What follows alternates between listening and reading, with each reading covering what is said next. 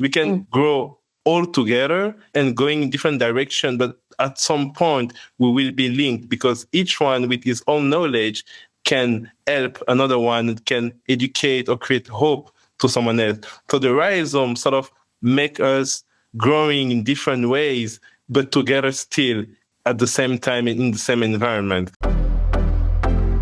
Today, we're not just talking about kilowatts and solar panels. We'll talk about power. Not just the power that flows through grids, but the kind that shapes relationship, identities, and opportunities. My guest today, Junior Mbangala, is a researcher at the University of Oxford, and he works on the intersection of energy poverty, community power, and social justice.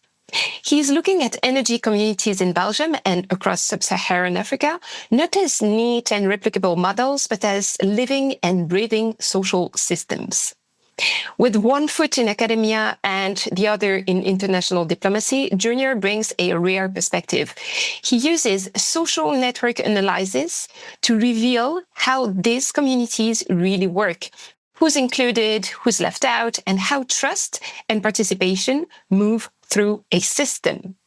And he doesn't stop there. Inspired by Deleuze and Guattari's philosophy of the rhizome, he helps us reimagine decentralized energy not as structure to manage, but as a web of entangled lives and aspirations. Junior's work stretches, as I said, from Wallonia to Africa, and from grassroots action to the WTO stage in Geneva, where he contributes to policy debates at the intersection of trade, sustainability, and equity. And this conversation today, it's really about complexity, but also about clarity, and about not mistaking representation for inclusion, and about building energy systems that are more than technically sound. They must be socially just and truly shared. So let's get into it. Junior, welcome to the show. Well, good afternoon. Thank you very much, Marine. Thank you for such a nice introduction. Really appreciate it. Thank you. So, Junior, what was the spark that led you to explore energy poverty and social justice and networks? Well, thank you for that question. I feel like it's been quite a long journey since I started my studies first back home in Belgium. I was studying the economy and then I did public policy and then I had the chance to go to the UK. So I was fortunate enough to go to Oxford.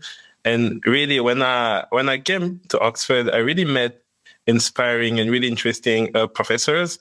And some of them were working on energy systems and sustainability. And then I feel like I got into the topic thanks to the really nice person I've met throughout my studies. That's great. And someone told me that you got into energy justice also by listening to this podcast, right? Well, actually, I've been quite a good listener to this podcast, so it feels really special for me as well to be here. So thank you for having me.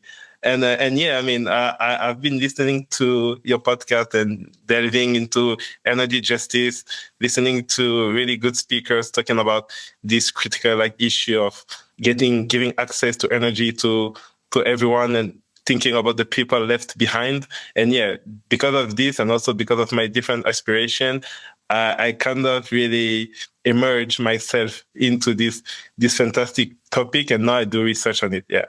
That's great. So how would you explain this topic to someone back home in Liège in Wallonia, Belgium? That is actually a great question because, lately I've been thinking about communities, and I went back home and I was home. I'm from Liège, this city in Belgium. And then I did ask a few neighbors of mine. I was like, okay, guys, what do you think about the concept of energy communities? And basically some of them, they're like, what are you talking about? So it's made me think about when we do research, it's quite also important to be able to sort of transmit, right? It's quite important to, doing research, but also being able to explain what we are talking about. So back to your questions, how would I explain those sort of things? Well, I suppose I would first ask people what they think about when it comes to energy and energy communities. And then I suppose I will try to to share my understanding of the topic. Okay. And so what is usually their first reaction? And I think it's interesting because you've been working in different contexts, right? So there must be like some very different understanding. Well, I suppose when it comes to energy, most of the time also like people used to think like it's a very technical topic. So they don't really, or they feel like they don't really understand the technology and they're a bit afraid to talk about it. But I feel like when it comes to energy, it's quite simple. I feel like energy is like what we really need to do basically everything in life. And then once you start explaining that, you can just like think about what is needed for me to take action or to do some actions. And then you can easily explain like energy in different environment, right? So Yeah. basically that. Yeah, it's really more than moving electrons or molecules, right? It's really the kind of life that powers our daily action in a way. Yeah, someone once told me that energy is really the light, and that I found it really beautiful because it was so much more than, this kind of, it was very philosophical in a way, energy is the light, and really it depends on the context you live in. For so many people, it's really like having access or not to the light. And currently we are recording this episode in July, but we are broadcasting it early September. But currently we're in the middle of a heat wave everywhere in Europe, and energy is also what allows us to feel comfortable, right?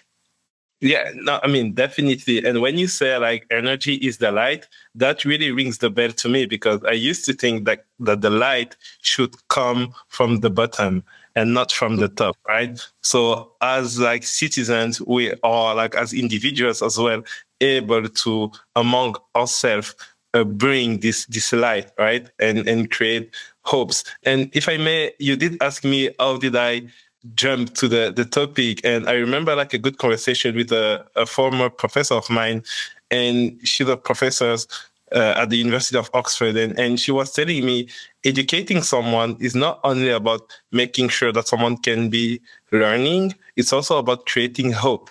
And that's also why I really decided to do research on this topic, because for me, it was a way to educate myself. So yeah. Okay, so you're saying that really energy is hope, and there is a hope for education as well. And I find it really beautiful and powerful. So do you hope to educate other people on energy topics in a way? Well, I suppose, yeah, in a way, yes. I mean, I've been hoping to educate myself first because when I started working on this topic, I really knew a little about energy systems. So thanks to really amazing people that I've met along the way. And I have to say the name of Brenda Boardman, which is the one Yeah. who developed the first definition of fuel energy poverty back in the UK in the 80s.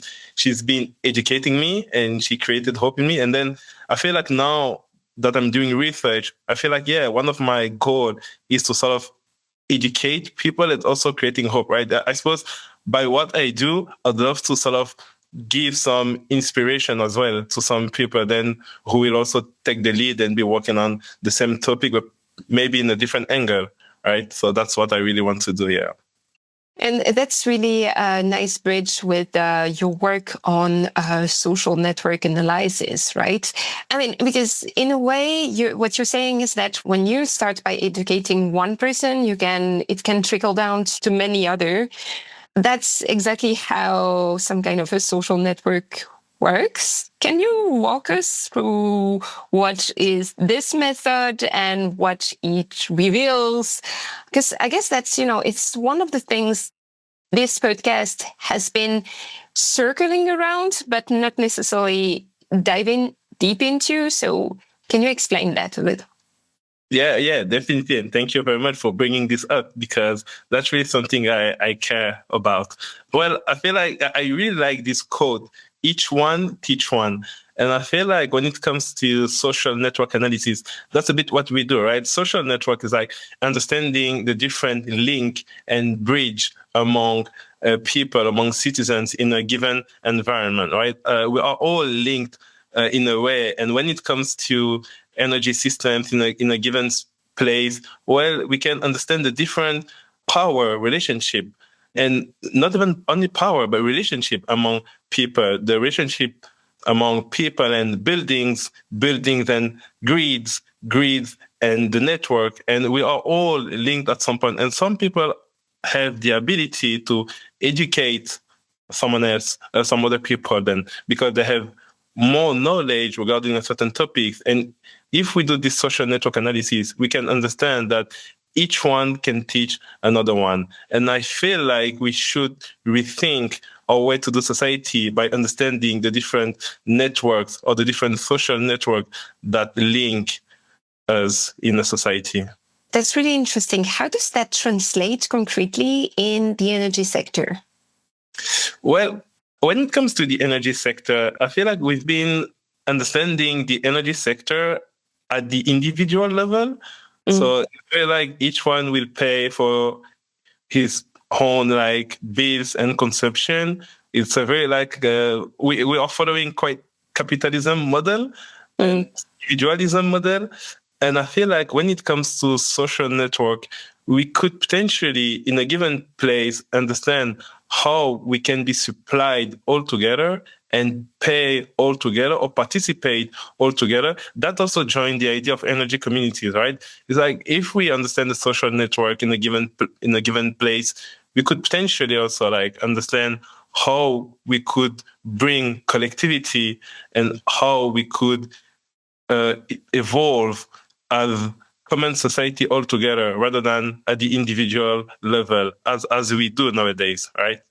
Yeah, I mean, we've had several people talking about energy communities really on this show. And I think it's really one of the, let's say, interesting models that is like still under construction, despite the existing energy directives that are around building energy communities, whether renewable energy communities, local energy communities. So, there are just kind of different models, but they get to be shaped by the kind of local relationship that exists. And what I see here at home in Italy is that the energy community model is understood as something very, very different from what I see in, let's say, Flanders, Belgium, where some of the energy communities have been like emerging, like the first ones, or in Denmark, for instance.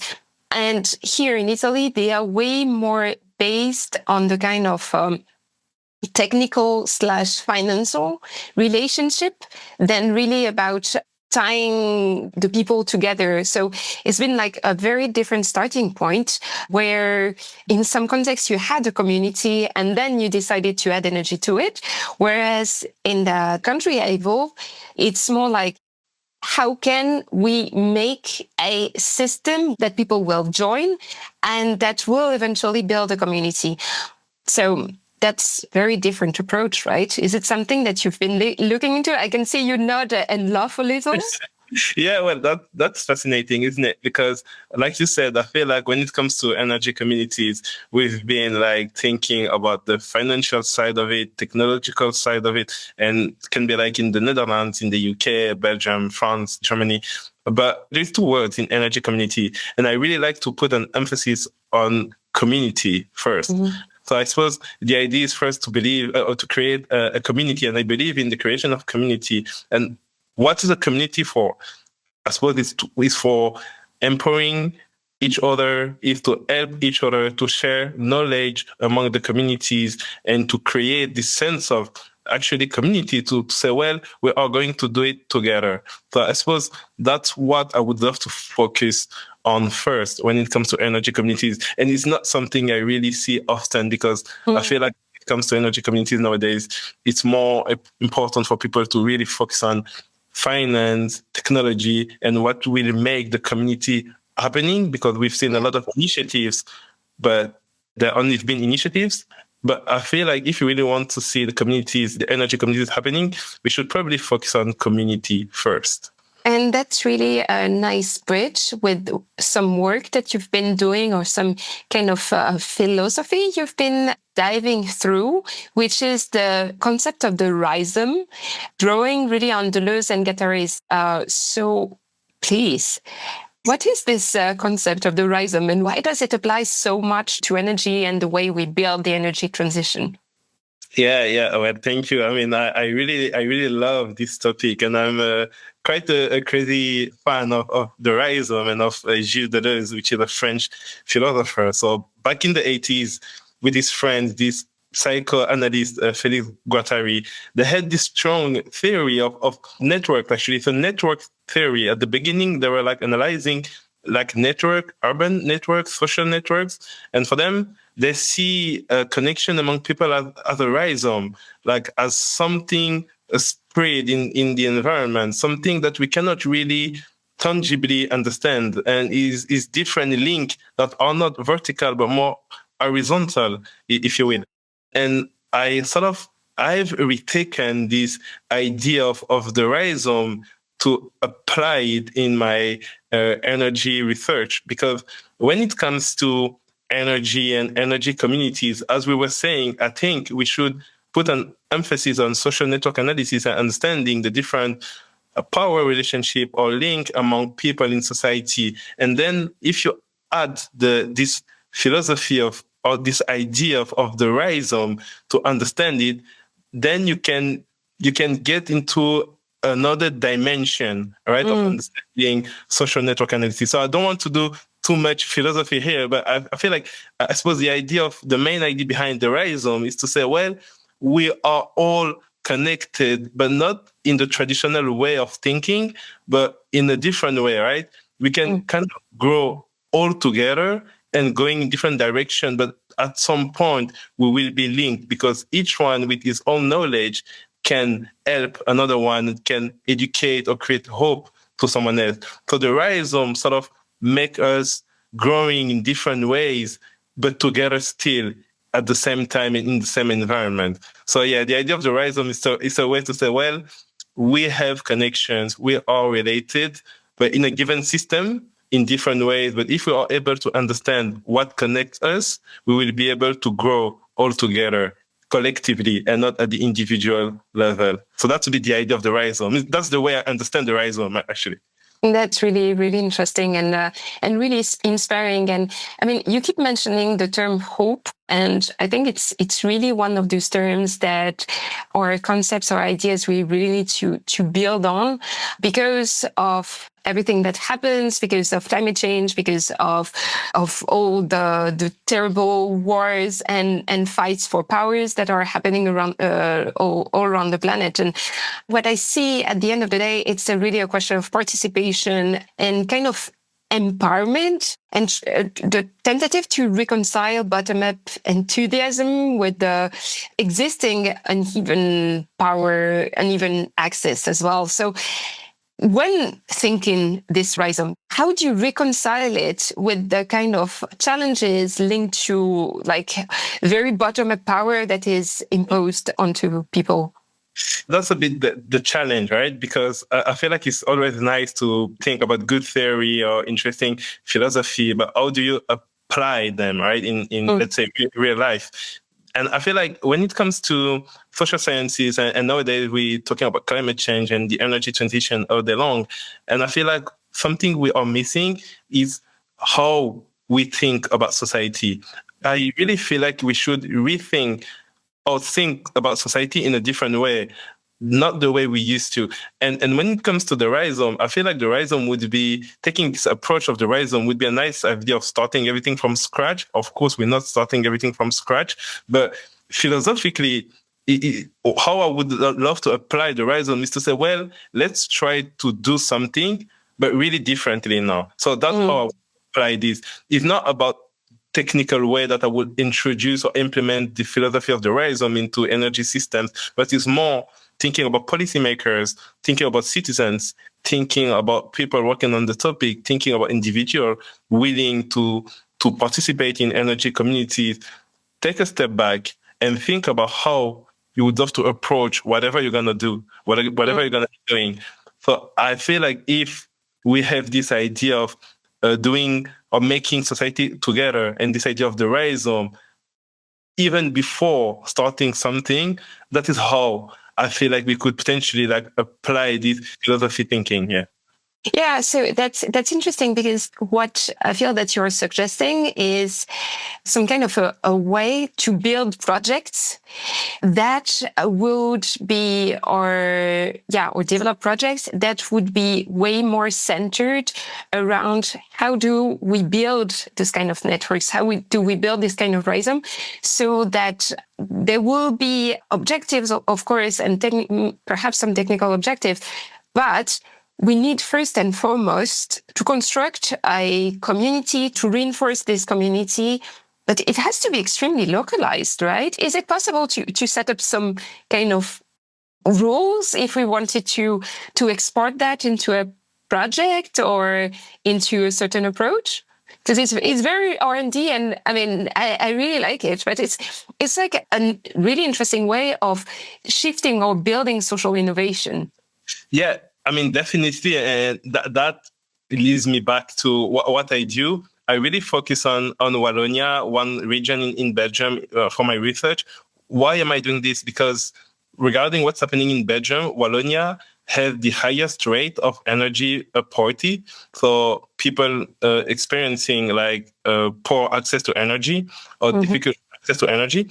And then I was thinking, well, if I'm able to build something or work on a specific topic in this region, who is facing the highest rate of energy poverty, then I will be probably able to replicate the outcome in another region. So I think it's something that has to be working locally, but then that can be replicated in a different context, I suppose. So of course, we're not doing like a worldwide rhizome or having a worldwide rhizomatic approach of energy systems. I suppose it has to be local, but then it can be expanded elsewhere. That's what I believe, actually. And that's interesting because you also work with the World Trade Organization, and you've also worked a little bit in sub-Saharan Africa. So is it something that you have been witnesses observing?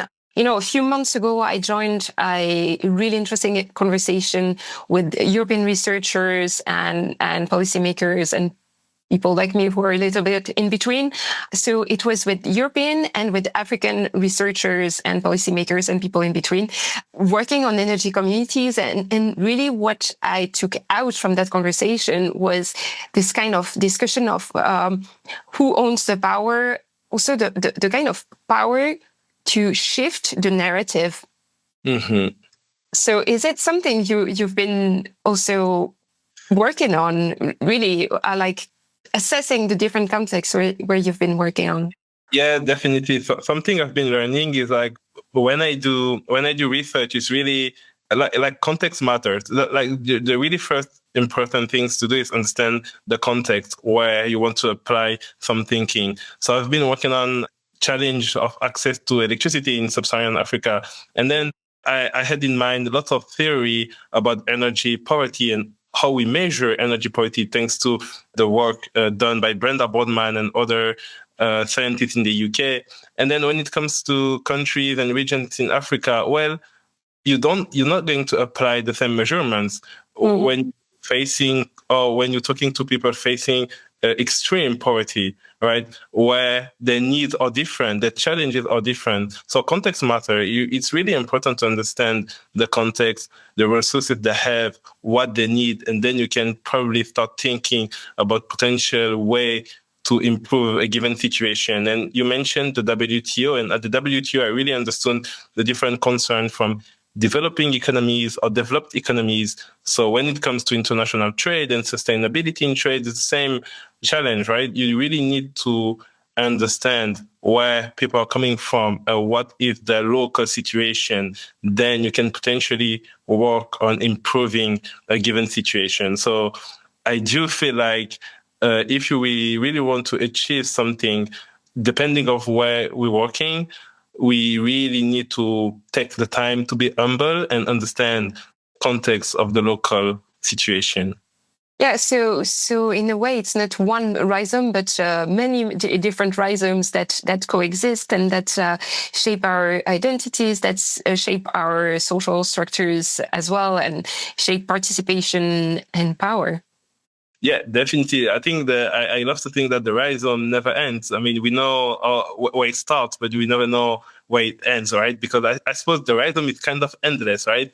We can extend this idea, this philosophy, and try to find bridges and links without finishing it. So I suppose it's good at some point to really make the full cycle. But then, yeah, that's a bit the idea. Yeah, no, that's really, really, really interesting to see how, yeah, the kind of difference between the global challenge and local solutions, and also the kind of local dimensions that will influence the global context. And we've had several episodes about that, including one recently with the sub-Saharan of Can Europe, where we talked about benefit sharing of renewables, and we talked not so extensively, but a little bit about the various contexts that we need to build on. And yeah, I would like to bridge also with the kind of the fact that energy, it is, as we said earlier, something that it's one of the foundation of modern life and comfort and so on. But the way we've been using energy or conceiving energy or thinking energy, it's been very embedded in our various identities, right? You've been working on energy poverty in Belgium.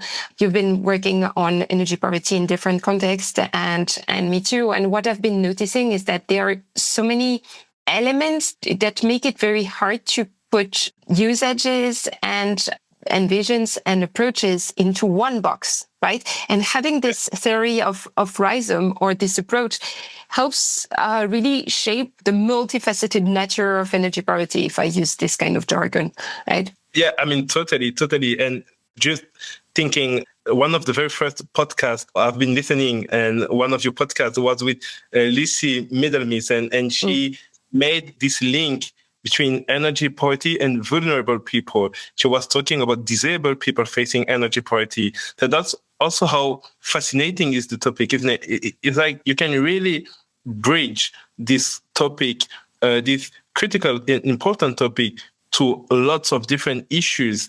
Energy poverty, there's not only one way to understand energy poverty, and you can connect energy poverty to other challenges as disabilities and so on. All right. So I really like when I was listening, I remember Lucy talking. She really created hope, and she educated me that well that then I emailed her, and then we've been in touch, and I've been able to ask her like a lot of questions that I had, and then that's also another rhizomatic way of working, right? It's like each one can teach another one, and then we can connect and discuss stuff that I wasn't even thinking about. So yeah. It was the fascinating side of working on energy poverty. Yeah, I know that's really nice what you're saying, because yeah, the podcast, in a way, it's an instrument for education, for empowerment.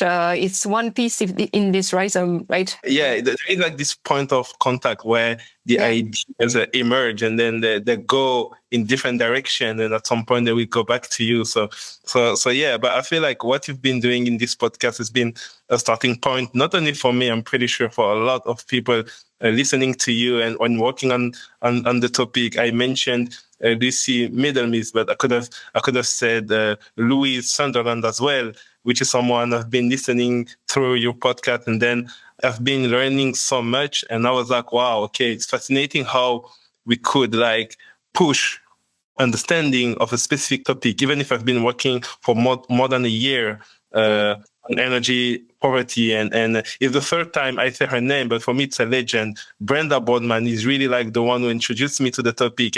And by talking to her, I was like, okay, I am talking with the one who developed the first really definition of energy poverty, fuel poverty, back in the 80s in the UK.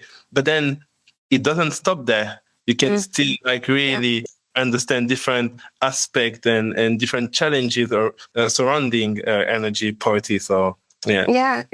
No, what you're, it's important what you say, that it doesn't stop there. Like every conversation is the starting point for something else, right?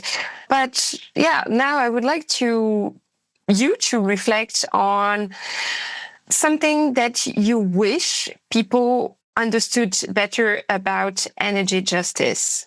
Really, I mean, now when we're recording, you're currently in Geneva. Is there something you would like the people here in Geneva understand better about energy justice? Well, I think the link I would love to make is like when we talk and when we think about energy justice, we usually think about people left behind or vulnerable people who don't have a fair access to energy. So it's a bit unjust. So we need to sort of solve or fix it. Something I would love to say also is that there is no a single type of person who can do research or who can be thinking about it, because I feel like in social sciences and in research, we are really used to have researcher bringing up this topic and talking about this topic. But I suppose as citizens, it's also about what is our positionality. As someone who is living currently and working in Geneva at the WTO, what is my positionality? Not only because I'm in this organization, not only because I'm a researcher, but as a human being, as a citizen, right? And my background is in economy. I'm an economist by training. So I used to be working on econometrics thing, public policy.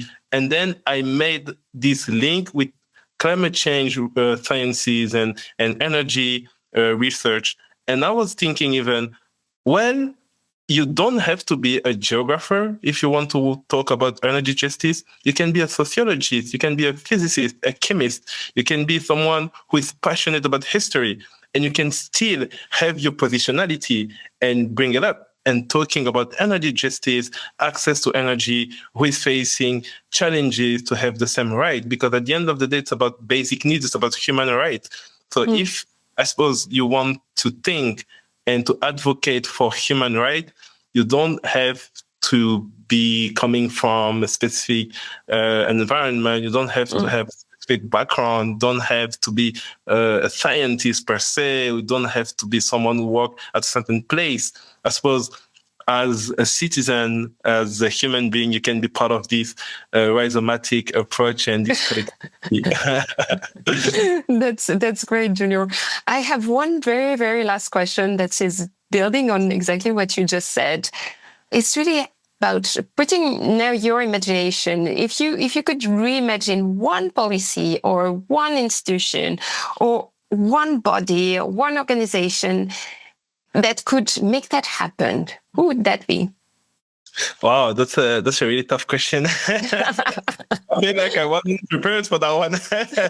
No, but really, I think I would say I'm really coming from a really humble city and humble neighborhood in Liège, Belgium. The neighborhood I grew up in is called Chenet, and I'm really proud of my people there. And I spent most of my life in Chenet. And something I really realized is that we are kind of waiting, and it's been like this for many, many years. We're waiting for some people on the top of us, policymakers, governments, politicians. We are waiting for them to provide policies that will help us to live, in better circumstances, or we are waiting for them to bring policy that will probably improve our lives.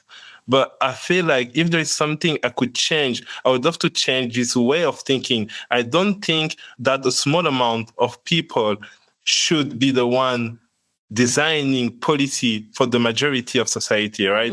I really believe in a society where the majority, the people, let's say in the bottom, could think and probably raise their voices to provide policies that will make their life better, because they know what they need, they know what they are facing, and they probably are in a better place to sort of provide a policy. So if there is something I could change, or if there's something I had the ability to make different, it would be that changing our way to provide policies and thinking about the majority instead of a small amount of people doing politics.